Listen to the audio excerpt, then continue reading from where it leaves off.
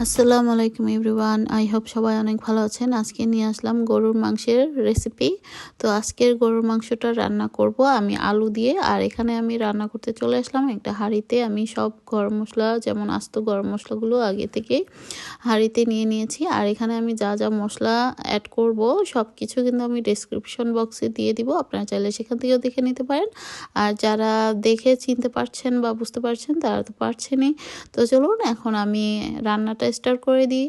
তো এখন আমি সামান্য পরিমাণে তেল দিয়ে দিয়েছি হাঁড়িতে, দিয়ে মশলার সঙ্গে একটু ভালো মতো মশলাটাকে আগে আস্ত মশলাগুলোকে একটু ভেজে নিলাম। তারপর দিয়ে দিলাম পেঁয়াজ কুচি, রসুন টমেটো কুচি, দিয়ে দেব আদা রসুন পেস্ট। তো সব কিছু দিয়ে আমি মশলাটাকে খুব ভালো মতো লবণ দিয়ে কষিয়ে নেব।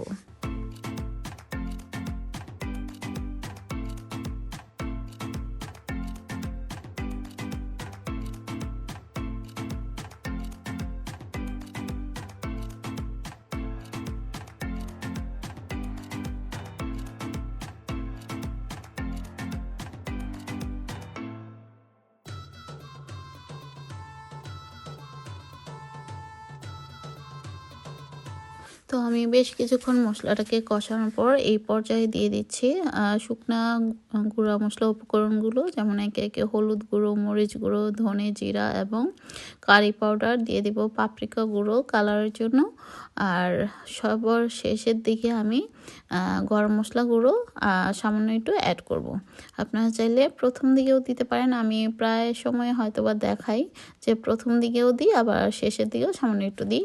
তবে আজকে আমি একদম শেষের দিকে গরম মশলা গুঁড়োটা অ্যাড করব। আর যেহেতু আমি এখানে আস্ত গরম মশলা অনেকগুলো অ্যাড করেছি, তাই আসলে ভাবলাম যে শেষের দিকে দিই, স্মেলটা ভালো থাকবে। তো এই তো সব কিছু দেওয়ার পর আমি একটু পানি দিয়ে মশলাটাকে আবারও ভালো মতো কষিয়ে নিচ্ছি, পেঁয়াজটাও যতক্ষণ না নরম হয়ে আসে এবং তেলটা উপরে ভেসে আসছে।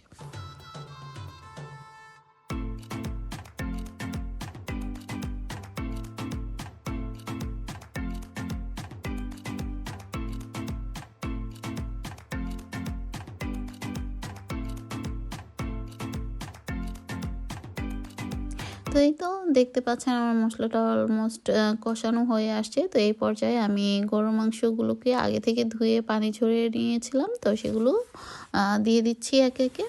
তো সবগুলো দিয়ে মশলার সঙ্গে খুব ভালো মতো আমি কষিয়ে নেব বেশ কিছুক্ষণ যাবত।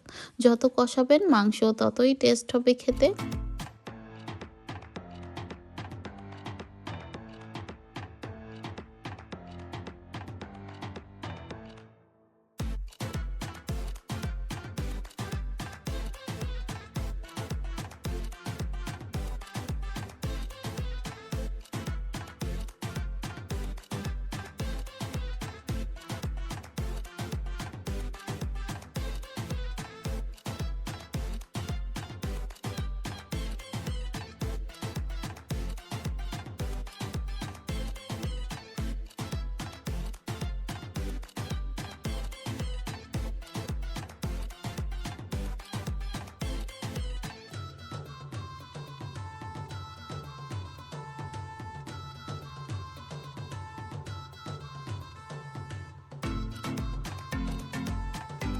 তো আমি একটু পরপরই নেড়ে চেড়ে দিচ্ছিলাম। আর মাঝখানে কিন্তু আমি পানি দিয়ে আম অনেকক্ষণ যাবৎ সিদ্ধ করে নিয়েছি।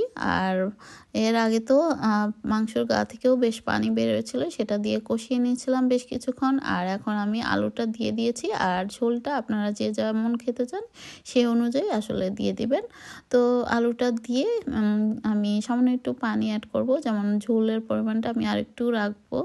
তো সেই অনুযায়ী আসলে দিয়ে দিচ্ছি। আর সামান্য একটু গরম মশলা গুঁড়ো অ্যাড করব, এবং চাইলে আপনারা এই পর্যায়ে কাঁচামরিচ বা ধনেপাতাও অ্যাড করতে পারেন। আর টেস্ট অনুযায়ী লবণটা অ্যাড করে দিতে হবে। তো এই তো আর কিছুক্ষণ হলেই কিন্তু আমার কারিটা হয়ে যাবে।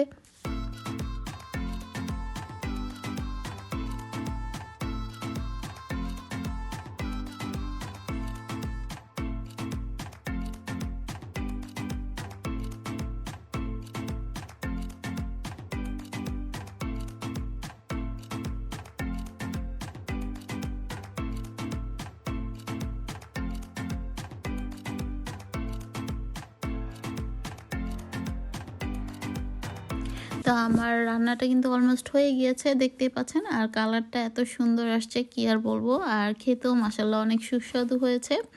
তো যাই হোক, আপনাদের কাছে কেমন লেগেছে জানি না।